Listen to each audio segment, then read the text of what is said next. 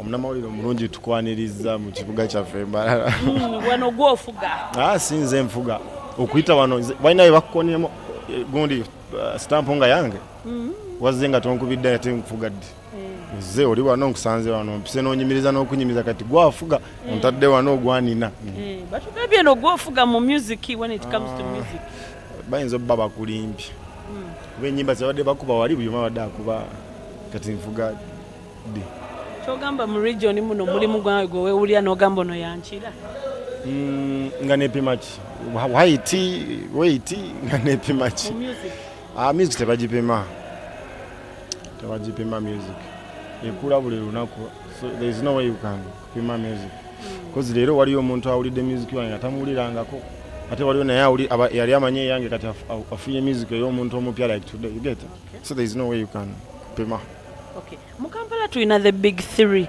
Bweno mu region yamwe mu Western oli mu big three ogwawa. Lwaki opima Kampala ne Western? Tetupimye. Why do you give big three? Ebyo biri kugwe mulina gwe nane like musinzira kuki like why big three? Bali mu competition mubateka mu kisawe bepime why? Why big three? Ye narrative eliwo. Narrative. Can't we change the narrative? Netuyimba ne baba n'ennyimba nga si bantu kati bana abala bali gwanga ddamba census what temubala bantu. Stop counting. We are in one country. Ekiri Kampala ne wano oli wano tukolera Kampala but you are here osaka mawulire, you get it? It is one country tewali kupima. So gwe narrative omuntu wakuba olimba ne luveeri ne lutuuka wano nga tuzina dance, you get it? Everywhere n'olwo nakuba olima ne luva wano paka Jinja nabo nga abaluliddeko we bazina tebapimira abantu. Simanyi namba 3 akubye luno namba 4, you get it? Bakube playlist nga si bayimbi naye nga nnyimba, you get it? So narrative eyo gwe tojagala ebeewo. Yeah, industry mugite like flex buli omwa kole bibye temupima ne mugamba katuyina bano tubala bano basatu kati abalala. How about others? Okay. Tubadde tukubuuza lwaki wasazeewo this time around concert ono staginga mu Kampala? Because abawagizi be Kampala tubadde tetubakoledde concert for some time. For all this time like we've been singing nenge Kampala tetunaba ku staging like outdoor concert. Yeah, it has been a while.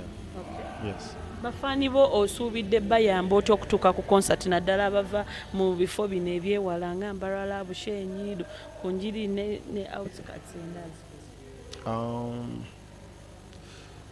Bonna bafaani tuba tubasuubira ku kifo naye twagambye ali eri ewala nawulira nga yandiyagadde okujja. We partnered with other friends. Abagamba nti we are supporters of Regi and Regi funds have been supporting us. Bavude ne bagamba we can partner with you and give you a discount on your transport. Yes, we are going to elaborate more about it officially on our platforms, buying ticket and transport at the same time on a deducted cost.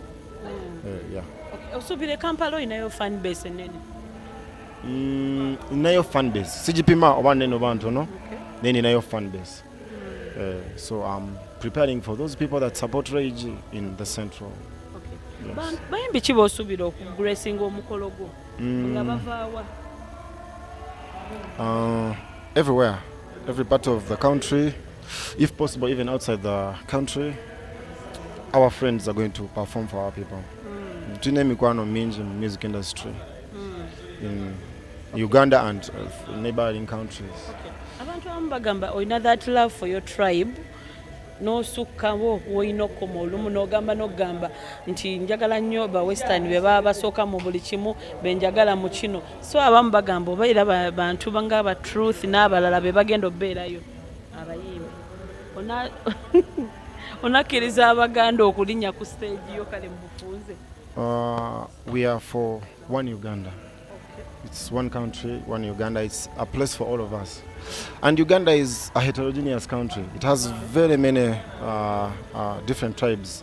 And we would love to get very many things that bind us together as one country. Not Gamba Mbubarite Barinyaku stage, like we are not entertaining that.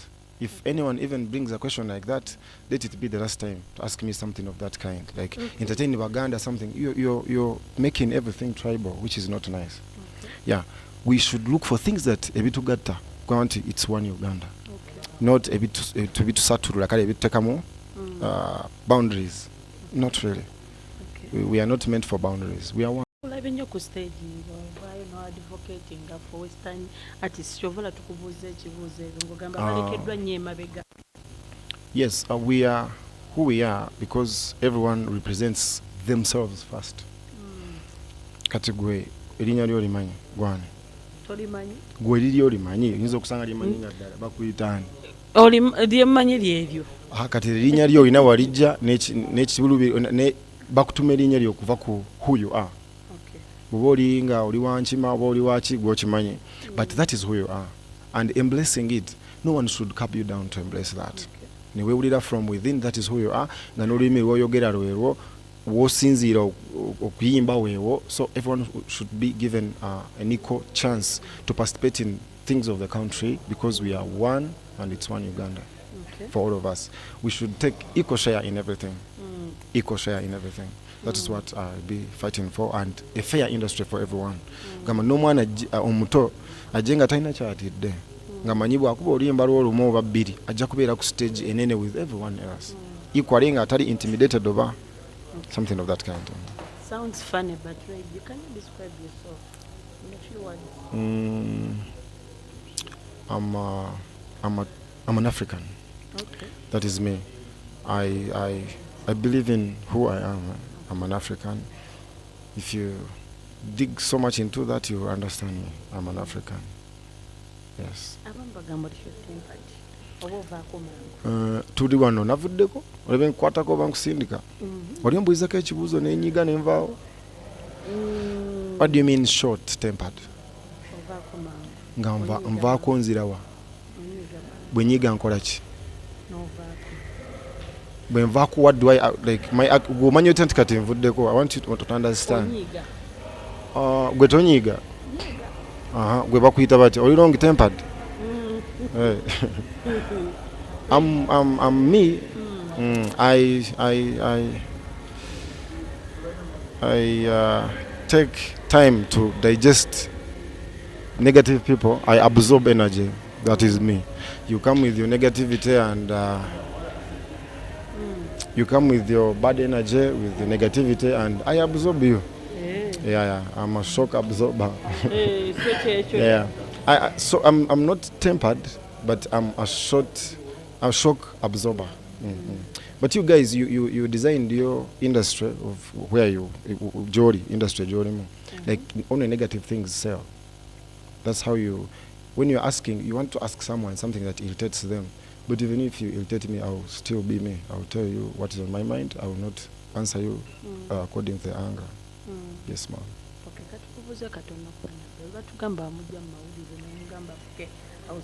kati ekyo wakiwulira lwaki ombuuziza?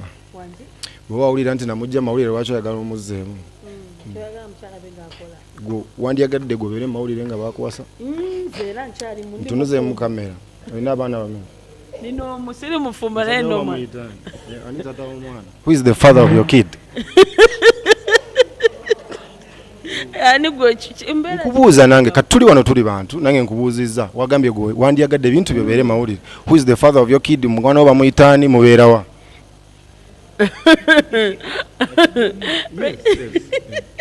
Ebintu by'obuuza banno kyagala naawe obiri ng'obiddamu olabe nga biri fair. You get it? So sorry, nebeera interviewer, bear in mind like omuntu aba alina naye boundaries. Bwengamba nti omukazi wange namujja mawulire kkiriza mbu ya namujjamu ate kati omulike. Tumuleke mukyala byonna tubikole naye omukyala tubireke. Like omuntu bwagamba mbu kino kibeere bwe kisera okiwulira wandize ngo sikigambanga naye wazize ng'ogamba wakiwulira. Which I think you should respect it when you hear it. You can take over again. Okay, kati kowola abantu bajje ku concert n'ekyenjawulo kye baba basuubira ku lunaku olwo. Yeah, abantu bitubona. Napu nti okuva saa bweziti ne bweziti. Yeah, emiryango gigenda kuba miggule like nga bukyali. Very early. Ate giggalewo nga tebunaziba nnyo. Olwaki? Tegedde twagala abantu baddeeka nga bafune obudde bwebaka. Okay. So it is going to start very early and it will end in time. Okay. Yes. Abantu bakwawole. Abantu mwena nitubeeta abahagizi betu bona aho oriho na uri omuhagizi wa rage nitukweta ngo yekwatiremu otakagira uti nabasako bayino ori ariyo mazima ija yekwatiremu oyije tushemererwe kumwe that day. Okay. Wabichenga konka ni mangu no bimanyi. Ona chaina kabuza. Yeah man. My last question. Yes sir. Federation.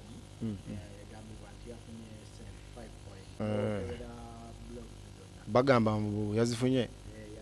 Bagamba bamaze ozigabana oba zikyaliwo. I don't know because bagamba ziri mu sako yaabwe era buli lido bagenda kubasera. Okay.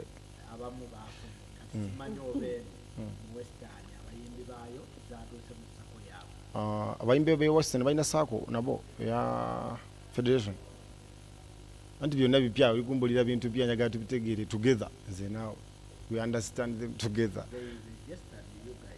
They registered us? Yes. I don't know. It was really sure like they registered us. Nainga ekibuzo bwekityo muhayirake I think nimuyembi at the city active member of very many things. You should direct that chibuzo to like president of UMA, like vice president of UMA, like those guys, they have various information about the issue more than I do. If I speak for them, I may lie. Atemba sure mbuzibu. Abana avewa no baba yuze mpale mtu wese ntengetebaina. They should answer that. Okay. Yes. Away from that, just of gambo bubiri twogere ku mukolo. Okay. Omukolo ogwaffe oba guno gwetuvamu. Yes, some people love themselves to that extent. Like their birthday, they feed it to that level, which is good. Why did you decide to grace this occasion? I did not decide. It is the business I do. They paid me and I came to perform. Did not decide to grace the function. I came to work. You came to work? Yes. So there is no relationship between the two of you and The relationship is business. Okay. Yeah, that is the business relationship. Relationship. It is a business and we agreed on terms of working and the payments. Okay. And here we are.